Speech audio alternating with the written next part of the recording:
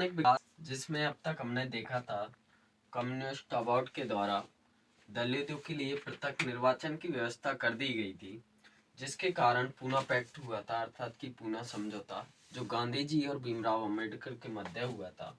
अब हम संवैधानिक विकास की अगली कड़ी में चलते हैं, तो हमारा आता है भारत शासन अधिनियम 1935।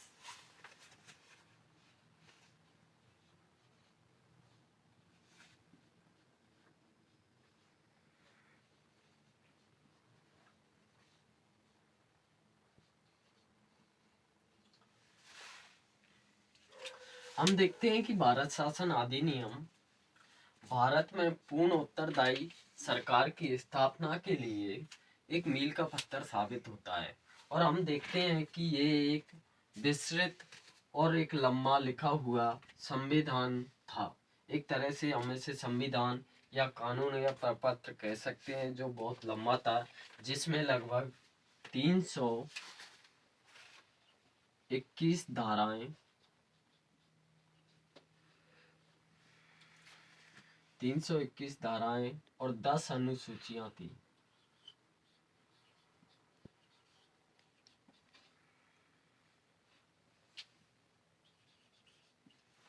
अर्थात कि हम इससे ही इसका अनुमान लगा सकते हैं। 321 धाराएं और 10 अनुसूचियां इस प्रपत्र में थी।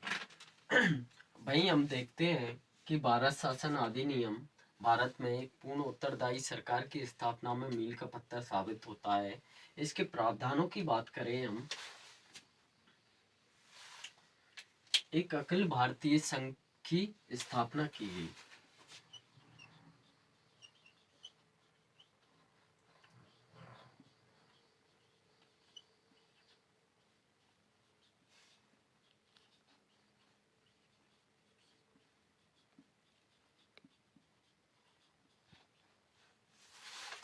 हम देखते हैं कि 1935 के अधिनियम का मूल उद्देश्य यही था कि भारत में पूर्ण उत्तरदायी सरकार की स्थापना करना। तो इसलिए इस प्रावधान में देखते हैं कि अखिल भारतीय संघ की स्थापना की गई, जिसमें राज्य और रियासतों के लिए एक मान लिया गया।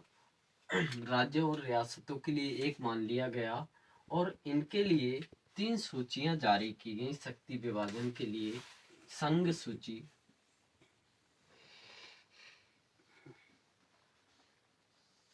राज्य सूची और समवर्ती सूची।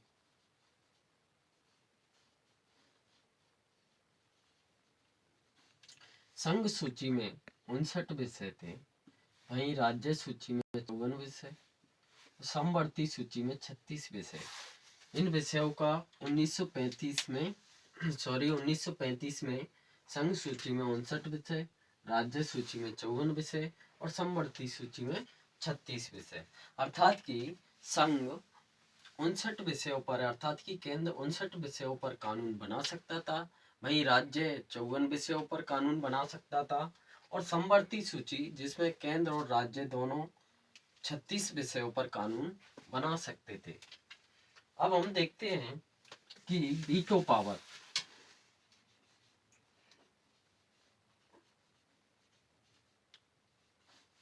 वीटो पावर अर्थात कि अवशिष्ट शक्तियां,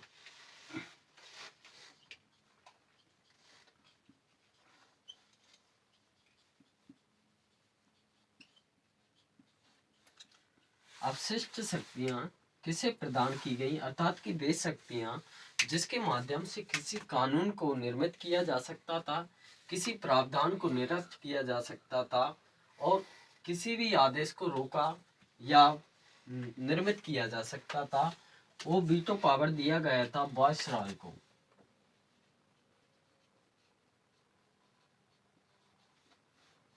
अर्थात कि कई बार एग्जामों में पूछा जाता है कि भारत शासन अधिनियम 1935 के द्वारा वीटो पावर किसे प्रदान किया गया था।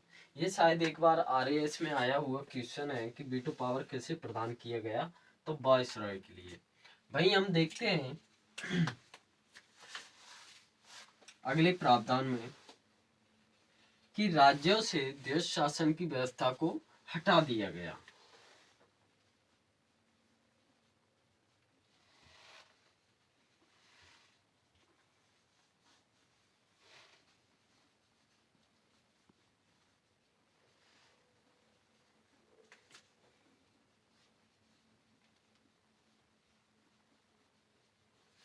अर्थात कि दूसरे प्रावधान में, क्योंकि 1935 के भारत शासन अधिनियम का मूल उद्देश्य यही था कि उत्तरदायी सरकार की स्थापना की जाए, और इसी के तहत राज्यों में देश शासन की जो व्यवस्था 1919 के मॉन्टेग्यू चेम्सफोर्ड एक्ट के द्वारा लगाई गई थी, उसे हटाकर अब यहाँ पर उत्तरदायी सरकार की स्थापना राज्यों में की गई और देश शासन को हटा दिया गया।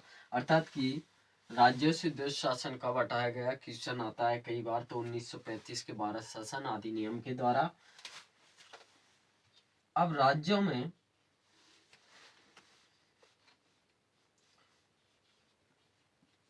पूर्ण उत्तरदायी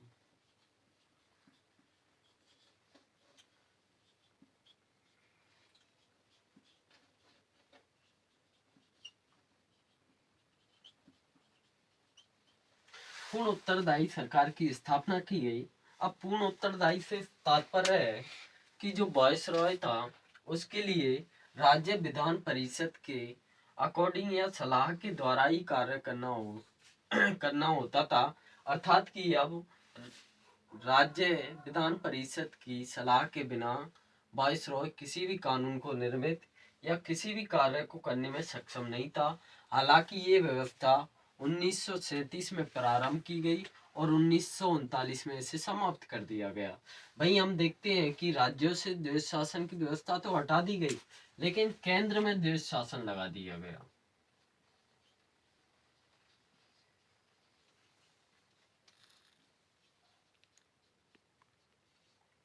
अर्थात कि अब केंद्र में देश शासन की व्यवस्था लागू कर दी गई और आरक्षित और हस्तांतरित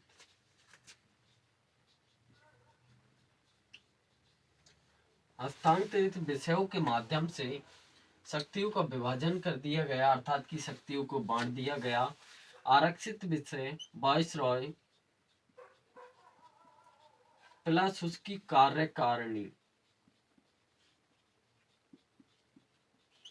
परिषद के हवाले कर दिए गए और अनारक्षित विषय वायसरॉय प्लस विधान परिषद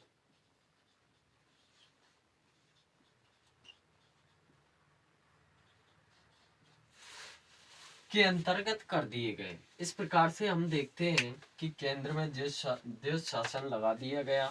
वहीं हम देखते हैं कि इसके माध्यम से सांप्रदायिक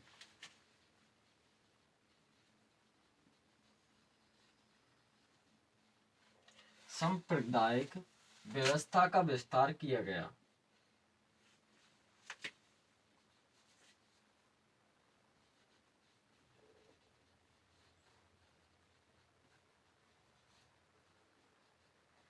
अब सांप्रदायिक व्यवस्था का विस्तार किस प्रकार से किया गया, इसकी शुरुआत हुई थी 1909 के अधिनियम के द्वारा, मार्ले मिल्टो अधिनियम के द्वारा, जिसमें मुस्लिमों के लिए पृथक निर्वाचन की व्यवस्था प्रदान की गई थी। अब हम देखते हैं कि इसी संप्रदाय की व्यवस्था का विस्तार करके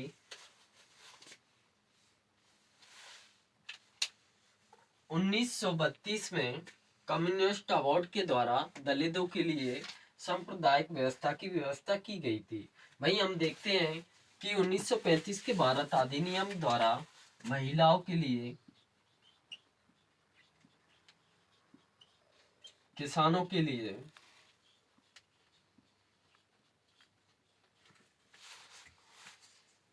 आदि के लिए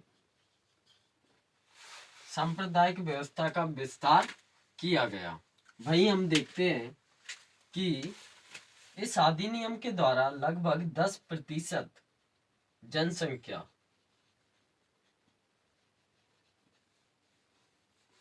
को मत अधिकार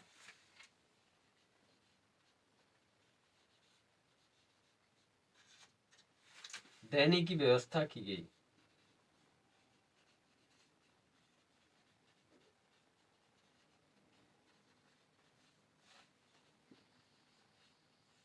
अर्थात कि 1935 के भारत शासन अधिनियम के द्वारा अब जो प्रत्याशी चुने जाते थे उनकी वोटिंग लगभग भारत की या राज्यों की 10% जनसंख्या भाग लेकर उन्हें चुनती थी।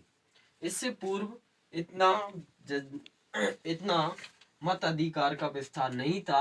लगभग नगण्य के समान चुनाव लोग करते थे और इस प्रकार से शासन व्यवस्था होती थी। अब हम देखते हैं कि शासन व्यवस्था व मुद्रा निर्मित हेतु भारत में एक केंद्रीय बैंक की स्थापना के लिए भी सिफारिश की गई, जिसमें हम देखते हैं कि 1935 के अधिनियम के द्वारा आरबीआई की स्थापना की गई।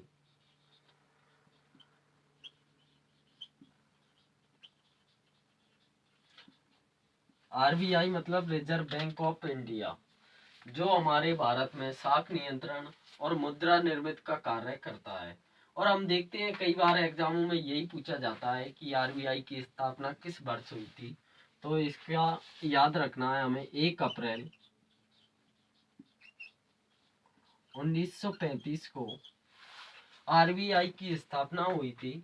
इसकी स्थापना 1934 के बैंकिंग आयोग के सिफारिश पर की गई थी, लेकिन 1935 के भारत शासन अधिनियम में भी इसका प्रावधान था कि भारत में शासन व्यवस्था व मुद्रा संचालन की व्यवस्था के लिए एक भारतीय केंद्रीय रिजर्व बैंक की स्थापना की जाए।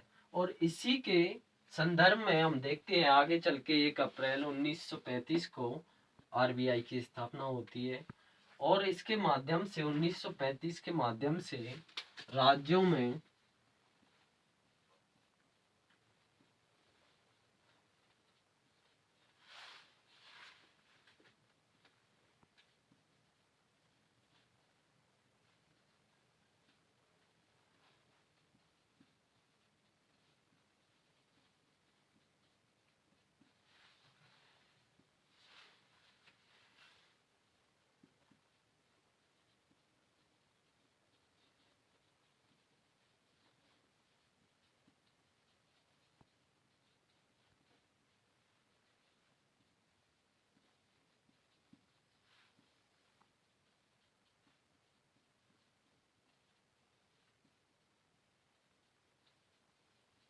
अर्थात कि राज्यों में लोक सेवा आयोग अर्थात कि राज्य लोक सेवा आयोग व 2 राज्यों हेतु संयुक्त लोक सेवा आयोग की स्थापना का प्रावधान भी 1935 के अधिनियम के द्वारा किया गया।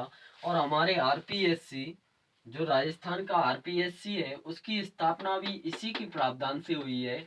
और यूपीएससी की स्थापना 1919 के अधिनियम के द्वारा हुई, जिसकी स्थापना 1926 को हुई थी, जिसे हमने अगले वीडियो में बताया था 1919 के मॉन्टेग्यू चेम्सफोर्ड एक्ट में।